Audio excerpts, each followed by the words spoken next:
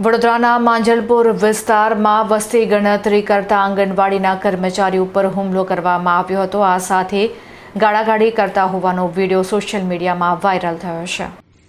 શહેરના માંજલપુર વિસ્તારમાં આવેલા સનસિટી સર્કલ પાસે સરકારી ફરજ પર રહેલા આંગણવાડી કર્મચારી સાથે ગેરવર્તણૂક, ગાળાગાળી અને મારામારી થવાની એક ચોંકાવનારી ઘટના સામે આવી છે. વસ્તી ગણતરીની કામગીરી દરમિયાન સર્જાયેલા વિવાદને પગલે સમગ્ર વિસ્તારના કર્મચારીઓમાં ભારે રોષ જોવા મળી રહ્યો છે.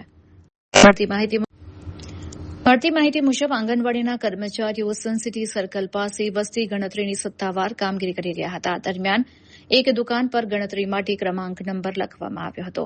આ નંબર કેમ લખ્યો તે મુદ્દે સ્થાનિક દુકાનદારે કર્મચારી સાથે કોઈપણ કારણ વિના ઉગ્ર બોલાચાલી અને દલીલો શરૂ કરી દીધી હતી. પ્રાથમિક વિગતો અનુસાર વિવાદ કરનાર આરોપી તે સમયે નશાની હાલતમાં હોવાનું ચર્ચાઈ રહ્યું છે. સામાન્ય બાબતમાં શરૂ થયેલી આ બોલાચાલીએ જોતજોતામાં મોટું સ્વરૂપ ધારણ કર્યું હતું અને મામલો મારામારી સુધી પહોંચ્યો હતો.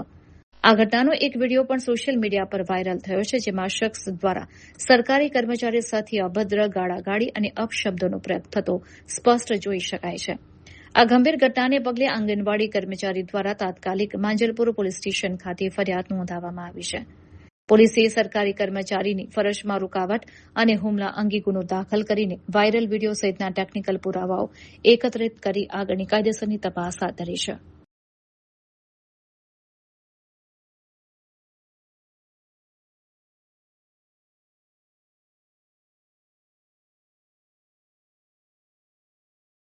ગત 20 જૂનના રોજ માંજલપુર પોલીસ સ્ટેશનમાં એક ગુનો દાખલ કરવામાં આવેલો છે, જેમાં ફરિયાદી છે રિંકુબેન ડામોર, જેઓ આંગણવાડી કાર્યકર તરીકે નોકરી કરે છે અને વસ્તી ગણતરી કરવાની એમની જવાબદારી એમની નોકરી આપેલી હતી.